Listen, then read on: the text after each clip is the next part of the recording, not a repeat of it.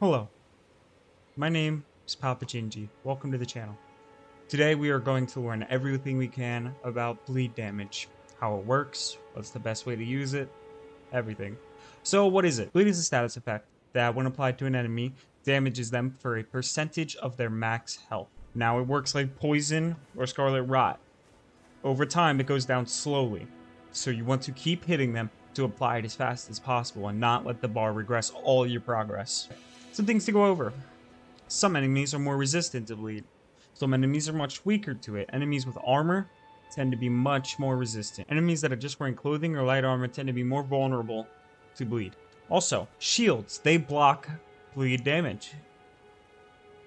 Or bleed buildup, we should say. Shields do not block all bleed damage, but most. If it would take you 3 hits to get bleed, it'll take you like 9 against a shield. Now, how does bleed scale? Bleed scales, mostly, with Arcane. So you can see here, Arcane. That affects our blood loss buildup on this weapon. As well as your weapon level affects it. Now, we will go over more on how it scales in a second. But first, let's look at how Arcane scales with our weapons. I have the numbers here that I tested off screen, sadly. I should have had that recorded to show proof. But we will go over this. Arcane and bleed damage scales super slow in the beginning. So slow it's almost worthless. From Arcane 10 to Arcane 20, if we have...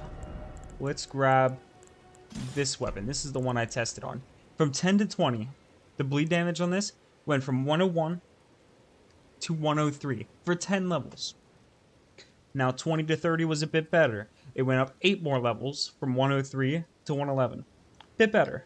Now from the 30 to 50 range seems to be where you get the most bang for your buck. From level 30 to level 40, it goes from 111 to 125.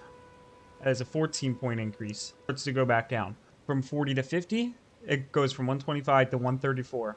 That is an increase of 9 points. Now, we're going to stop at 60 most likely, because going from 50 to 60, you get another 5 points, from 134 to 139. Now, I should say this is with our weapon at max, since both scale. And that will be important to go over in a moment. But yes, 5 more points from 50 to 60. After that, going from 60 to 70, you only get 1. And going from 60 to 99, you only get 4 more points. It's totally not worth it. The soft cap on Arcane is 60. You should stop there. Now, let's look at how the weapon scales. With our weapon at 0 and our Arcane at 10, bleed was at 69 for the twin blade. 69 bleed. Pretty low. Now, with our weapon maxed, but Arcane at 10, our bleed went to 101, like it is now.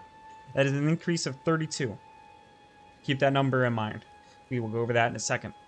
Now, with our Arcane at 10 and our weapon at 0, so our weapon unupgraded, we're just testing Arcane. Our bleed was also at 69, just like how we started before, both at 0.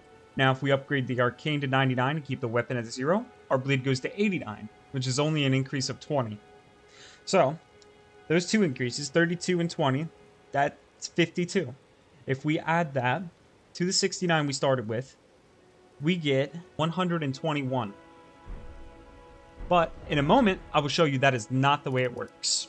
As we said before, we would end up at 121 if you add both of those numbers to the base we started with.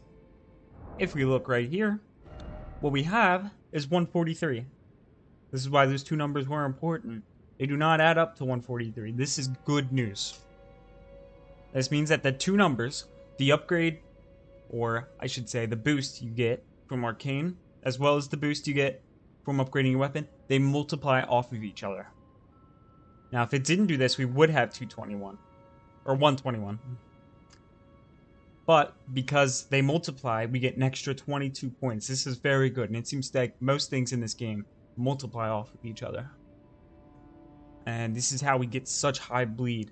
For the best stat spread, you should go to level 150. That is right about PvP range. And your build will be about as strong as it can be. I am at level 200, so I have an extra 50 points. This is unnecessary. I should have stopped at 150.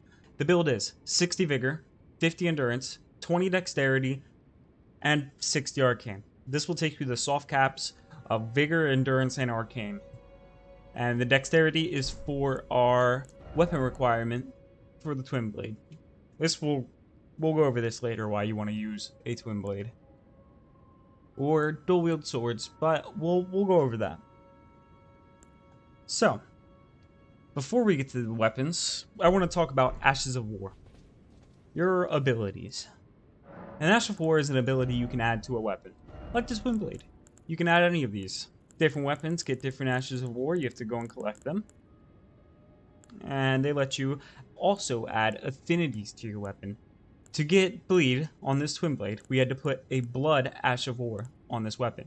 If I move to a different one, and then we look over here, there is no blood loss when you change it. If we go here, you do have blood loss. Something we need to go over is there are whetstones you can collect later in the game that let you take an affinity or an Ash of War, and you can change the type of damage it has. So I could take one like, let's say the sacred one, or not that one, let's say this poison one, and I can make it have bleed damage instead. And that's something I wanted to go over quickly, just so people don't get confused. Now these, bleed damage, poison, occult, all of these are your affinity. This is important to know, so you understand when I talk about these. Another thing to go over, if you take a bleed Ash of War, that typically adds blood loss buildup. But you change this, it will have poison if I click this, but no bleed. Except on the ability. If you use the Bloody Slash, it will build up bleed, but not on basic attacks. This is not a good way to have this most of the time. Which Ash of War is best? And by far, it is seppuku. This is an Ash of War that allows you to stab yourself through the gut. And what it does is it doubles your total bleed buildup. It just straight up doubles it. And from what I can tell, it is the total number after all of your upgrades. I tested this just basically by counting the amount of hits it takes to damage enemies. And if it was not the total, we would have a discrepancy where it would not be half. But as you can see there, that was like 2 hits. Now if I try this dude, oh, I have to put the weapon like this. 3. Yeah, but that's okay. Half of 3 is 1.5. It rounds up. I tested it on other enemies who took 4 hits, and then it took 2. This is how I tested it to see that it doubles the total. Now, which weapons have bleed? We will go over this right this instant. These weapons have base bleed. I think these are the only 4 in the game that have bleed and scale correctly with Arcane. The Reduvia, the Bloody Hellies, the Rivers of Blood, and Eleanor's Pole Blade. Now, these 2 weapons right here were busted. They were not working. But update 1.03 just came out. I believe these 2 are fixed now, and both are really good options. So what other weapons have bleed? Well, some weapons have bleed, but they do not scale. Such as the Bloodhound's Fang.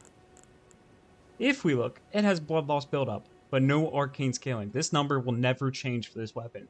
And sadly, this is one of the few that you cannot put an Ash of War on. Now, if we look at a weapon such as this, which has no bleed, and we put on an effect like Bloodhound Step with Blood Affinity, which you can choose after you get the whetstones, we went over that, it gets blood loss buildup. This is very good. Now that we have gone over the weapons, and which ones have bleed, which ones scale, which ones don't, how to make weapons scale, now we can move on to the next thing. And that is a little hidden mechanic that is not well explained in game, or explained at all, as far as I could tell. If we look at our weapons, look, the Reduvia is maxed. Max weapon level. This one, max weapon level. Let's look. The Bloody Hellies, max weapon level. This one, max weapon level. All of these are at max. Why is this important? Because we're going to look at the blood loss buildup with 99 arcane and our weapon maxed out. And we will find something. The dagger is at 99. The Swyhander, a colossal sword, is at 172. The Bloody Helice is at 104. This one's at 55, but that's because it doesn't scale. This one's at 79. And this one is at 84. And then our other Twin Blade is at 143. Now, this is because the amount of bleed you get changes per weapon class. The heavier a weapon you go, the more bleed you get per hit. Which is why the daggers are so low. Which is why something like this Zweihander gets 172 per hit.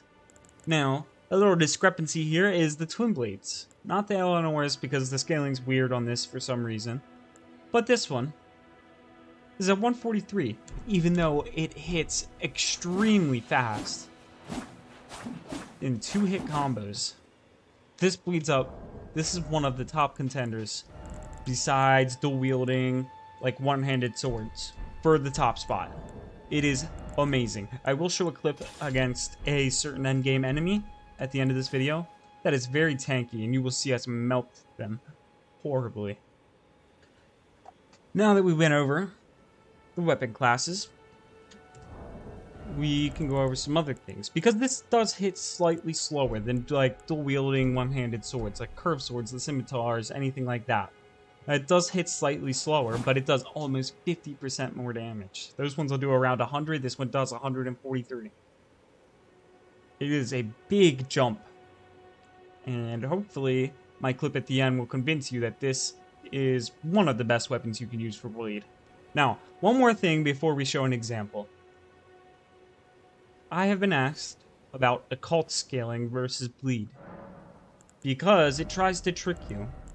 If you go in here and you apply bleed affinity, 245 plus 211, it's okay. It scales D with Arcane. If we apply occult, it scales B with Arcane, and it goes to 256 plus 338. That's like almost 150 extra damage right there. But our bleed effect that we get, that takes a percentage of their health, is not counted into this. We are not trying to get physical damage here. This is a whole separate effect, which is much, much better than the damage boost you get from this. You can deal thousands of damage, which you will see when we show our fight in a moment, from the bleed effect. People have been asking this because they're like, occult scales better. This is useless. Occult is not very good. Occult keeps undead enemies down without having to hit them on the ground if you run into the skeletons that re-res themselves or revive themselves. That is all occult does besides add damage. This is why blood is better. Now, on to the clip. Don't forget to like and subscribe if you like the video. More content should be coming. I will be going over all affinities, bunch of different things, how things work. Hopefully some good content. And I hope you enjoyed the video. And goodbye. By the way, I have to add, this fight is a new game plus 5. If you are in an earlier playthrough, this will be even stronger if you get to this level.